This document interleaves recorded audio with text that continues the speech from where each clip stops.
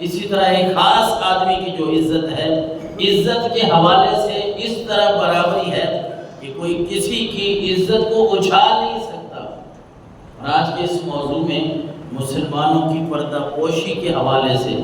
وہ عیب جو ہمارے سامنے آ جائیں، کیا ہم وہ ان عیبوں کو لے کے کسی کی عزت کو اچھالنا شروع کر دیں؟ تو کیا اسلام ہمیں ان باتوں کی اجازت دیتا ہے؟ ہم جب قرآن پڑھتے ہیں، اللہ کا فرمان پڑھتے ہیں، نبی کا فرمان پڑھتے ہیں، تو ہمیں پتہ چلتا ہے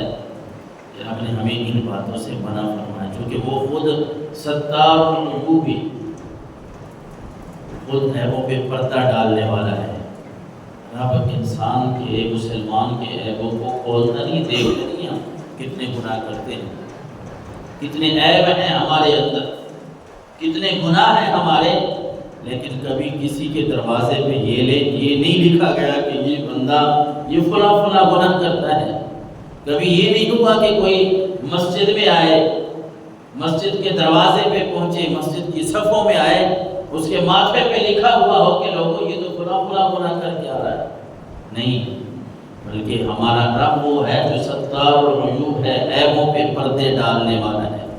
اور خود وہ عیبوں پہ پردے ڈالتا ہے تو اس کو یہ بات پسند ہے کہ میرے بندے، میری ماننے والے، میرے نبی کی ماننے والے، وہ بھی آپس میں ایسے رہیں کہ ایک دوسرے کے عیبوں پہ پردے ڈالتے رہیں۔ ایک اجتماعی گناہ ہوتا ہے، اجتماعی جس میں بہت سارے لوگ ملوث ہوں، جس میں معاشرے کے بگڑنے کا چنتا ہو، فکر ہونا، تو اس پہ پردہ نہیں ڈالتے۔ ان گناہوں کی بات نہیں ہے جس سے دوسرے لوگ بھی ملوث ہوں، وہ گناہ تو ہم بتائیں گے، اپنے دوستوں کو بتائیں گے، اپنے گھر بچوں کو بتائیں گے، یہ کام فلاں کر رہا ہے، تم نے نہیں کرنا، یہ گناہ کا کام ہے۔ یہ ان عیبوں کی بات ہے، ان گناہوں کی بات ہے جو کسی کی ذات کے ساتھ تعلق رکھتے ہیں، جو کسی کی ذات کے ساتھ تعلق رکھتے ہیں۔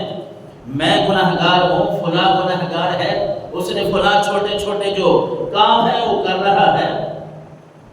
یہ بات بھی برحق ہے کہ اگر کوئی غلط کام کر رہا ہے تو اللہ کے نبی صلی اللہ علیہ وسلم نے جس طرح میں فرمایا کہ تم اسے دل میں تو برا جانو، لیکن اس کی تمہیں ہرگز اجازت اسلام نے نہیں دی کہ اس کی کسی ایک بات کو لے کے پھر دنیا میں اپنے گلی محلے میں رشتہ داروں میں اس کی عزت کو اچھالو۔ حضرت امام ابو حنیفہ رحمۃ اللہ تعالیٰ علیہ کے بارے میں منقول ہے نا کہ آپ کو رب نے کشف عطا فرمایا تھا۔ حضرت امام ابو حنیفہ اب اللہ کے نیک بندے تھے، متقی پرہیزگار انسان تھے، آپ کا تقوی اور پرہیزگاری جو ہے اس کی بہت بڑی بڑی مثالیں ہیں امام ابو حنیفہ رحمۃ اللہ تعالیٰ علیہ کی۔ تو آپ کا یہ عالم تھا کہ کشف کا معنی ہوتا ہے کہ حضرت امام ابو حنیفہ اگر کسی کو دیکھتے نا تو اس کے گناہ معلوم کر لیتے تھے کہ یہ تو فلاں گناہ کرتا ہے۔ جس طرح حدیث مبارکہ میں ہے کہ بندہ جب وضو کرتا ہے نا، وضو ہاتھ کے گناہ چڑھتے ہیں، چہرہ دھوتا ہے چہرے کے گناہ چڑھتے ہیں، وہ بازو دھوتا ہے، وہ پاؤں دھوتا ہے، جو اعضاء وہ دھوتا جاتا ہے ان اعضاء کے، ان حصوں کے گناہ جھڑ جاتے ہیں، ختم ہو جاتے ہیں۔ امام ابو حنیفہ رحمۃ اللہ تعالیٰ نے آپ کو رب نے یہ کشف عطا فرمایا تھا کہ آپ نے ایک آدمی کو دیکھا وہ وضو کر رہا ہے، تو آپ نے فرمایا، یہ حضرت علامہ عبد الوہاب شعرانی رحمۃ اللہ تعالیٰ اللہ کے ایک نیک بندے انہوں نے بیان کیا ہے، وہ کہتے ہیں کہ امام ابو حنیفہ نے ایک آدمی کو کہا وضو کرتے ہوئے دیکھا نا، تو اس کو کہہ دیا کہ اپنے والدین کی نافرمانی سے بچ، والدین کی نافرمانی نہ کیا کر۔ کسی کو آپ نے دیکھا وضو کرتے ہوئے تو اس کو کہا بدکاری سے توبہ کر لے،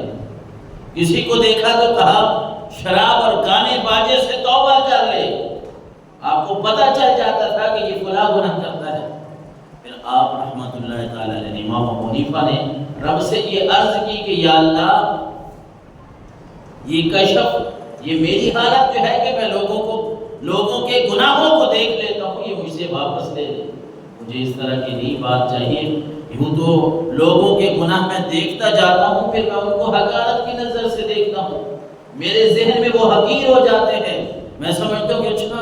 یہ تو فلاں گناہ کرتا ہے، اچھا یہ والا فلاں گناہ کرتا ہے۔ اس طرح میرے دماغ میں، میرے دل میں یہ بات آتی ہے کہ اچھا یہ فلاں گناہ کرتے ہیں، لہٰذا میں ان کو حقیر جانتا ہوں، میرے دل و دماغ میں یہ بات آتی آتی ہے، آ سکتی ہے۔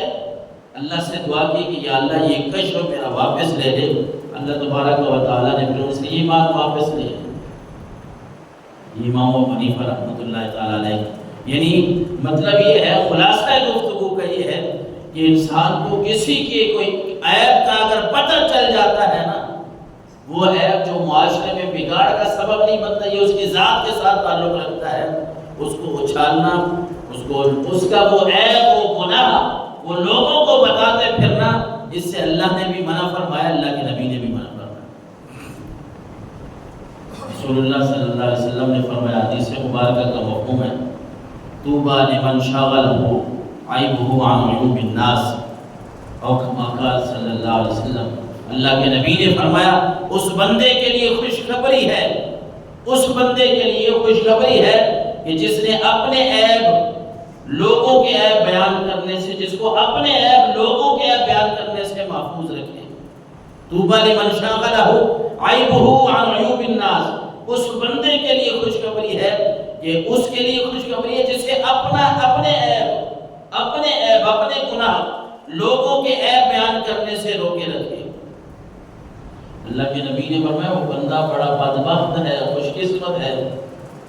مفہوم یہ بنتا ہے کہ جو اپنے عیب دیکھتا رہتا ہے، دوسروں پہ نظر نہیں رکھتا، اپنے گناہ وہ دیکھتا رہتا ہے، وہ اپنے اندر جھانکتا ہے، اپنے گریبان میں جھانکتا ہے کہ میں کیا کر رہا ہوں۔ حضور نے فرمایا طوبیٰ لمن شغلہ عیبہ عن عیوب الناس، اس بندے کے لیے خوشخبری ہے جس کے اپنے عیب دوسروں کے عیب ظاہر کرنے سے اس کو روکتے ہیں۔ حضرت عبداللہ ابن عباس رضی اللہ تعالیٰ عنہ فرمایا کرتے تھے، اذا اردت ان تذکر عیوب صاحبک فاذکر عیوبک۔ حضرت عبداللہ ابن عباس رضی اللہ تعالیٰ عنہ بہت بڑے صحابی ہیں، آپ کا یہ قول ہے کہ جب بھی کسی آدمی کو آپ، یعنی ہر آدمی کو آپ کہہ رہے ہیں، جو بھی سوال کرنے والا ہے، جو بھی پوچھنے والا ہے، آپ کہتے تھے کہ اذا اردت ان تذکر عیوب صاحبک، جب بھی تیرا ارادہ کرے نا،